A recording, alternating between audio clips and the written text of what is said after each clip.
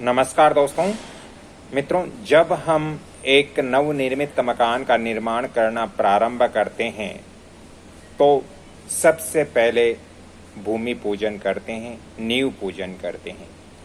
बहुत सारे व्यक्तियों को नींव पूजन के बारे में जानकारी नहीं है, तो मैं यहाँ पर आपको बता देता हूँ। दोस्तों, नींव पूजन जब हम भूमि पूजन करते हैं, कलश स्थापना करते हैं, तो हमें कुछ चीज़ों का यहाँ पर ध्यान में रखना चाहिए। दोस्तों, यथावत हमें भूमि पूजन के समय गणेश पूजन, कलश पूजन और नवग्रह पूजन और षोडश मातृका पूजन ये हमें करना चाहिए। साथ में ही हमें कलश प्रतिष्ठा भी करनी चाहिए। दोस्तों, नाग नागिन और कच्छप यानी कछुए की पूजा भी हमें भूमि पूजन के समय हम करते हैं। और जो 5 ईंट होती है या जो 5 पत्थर होते हैं, उनका भी पूजन हम भूमि पूजन के समय करते हैं। जो मकान बनाने के काम में आने वाले जो औजार हैं, उनका भी हम पूजन करते हैं।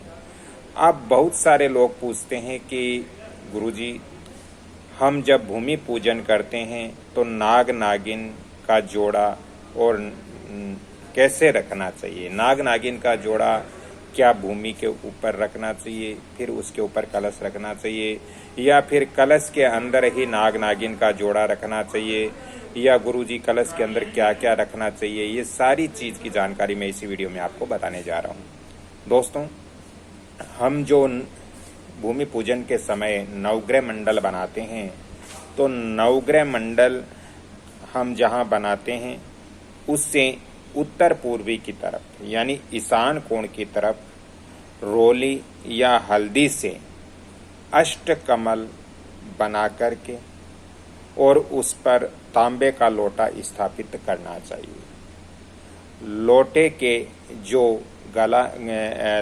लोटे के दोस्तों रक्षा सूत्र कलावा यानी जिसको हम मोली बोलते हैं, वो लपेटना चाहिए, वो बांधना चाहिए। लोटे के भीतर दोस्तों ध्यान देना, लोटे के अंदर दोस्तों सोने का सांप या चांदी का सांप, कछुआ आप रख सकते हो, आपको रखना चाहिए।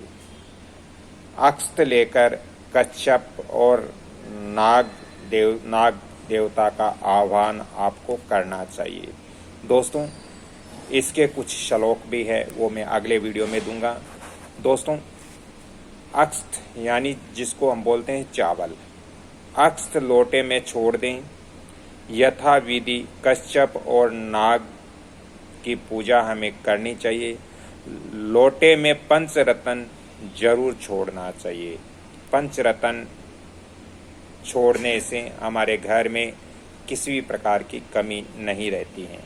एक कटोरी में घी, लावा, दूध, दूब, निम्न लेकर आप जो मंत्र हैं वो मैं अगले वीडियो में दूंगा, क्योंकि मंत्र देने से वीडियो लंबा हो जाएगा, तो मंत्र मैं अगले वीडियो में बताऊंगा।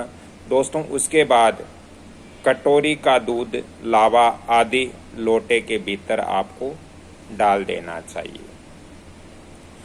अब अक्षत पुष्प लेकर प्रार्थना करनी चाहिए। अक्षत पुष्प लोटे पर चढ़ा दें और उसके मुख तांबे की कटोरी से बंद कर देना चाहिए। दोस्तों, उसके पश्चात हमें ईंटों का पूजन करना चाहिए। जो पंचशिलाएं होती हैं, जो 5 पत्थर होते हैं, उनका पूजन करना चाहिए। दोस्तों, ईंटों का पूजन करने के बाद में हमें जो औजार हम काम में लेते हैं उनका भी हम पूजन करें तो अच्छा है।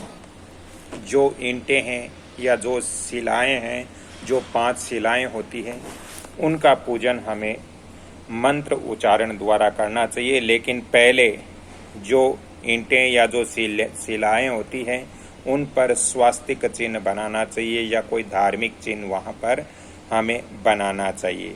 दोस्तों, ईंटों पर सबसे पहले गंगा जल छिड़कें, उनका शुद्धिकरण करें। उसके पश्चात उन पर स्वास्तिक चिन्ह या कोई भी धार्मिक चिन्ह आपको बनाना चाहिए और ईंटों की अलग अलग पूजाएं हमें करनी चाहिए। जैसे पहले ईंट की भद्रा के रूप में हमें पूजन करना चाहिए, दूसरी ईंट का जया के रूप में हमें पूजन करना चाहिए, तीसरी ईंट का हमें रिक्ता पर पूजन अर्चना करनी चाहिए और फिर पूर्णा पर पूजा अर्चना करनी चाहिए। इस प्रकार से हमें 5 ईंटों का पूजन करना चाहिए। दोस्तों, ईंट पर स्वास्तिक बना दें अथवा ईंट का पूजन करें। दोस्तों, ईंट पर कपड़ा बिछाकर या रक्षा सूत्र कलेवा रखकर फिर से ईंट के ऊपर हमें अक्षत छोड़ना चाहिए, चावल छोड़ना चाहिए और ब्रह्मा विष्णु आदि की पूजा भी हमें उस समय करनी चाहिए।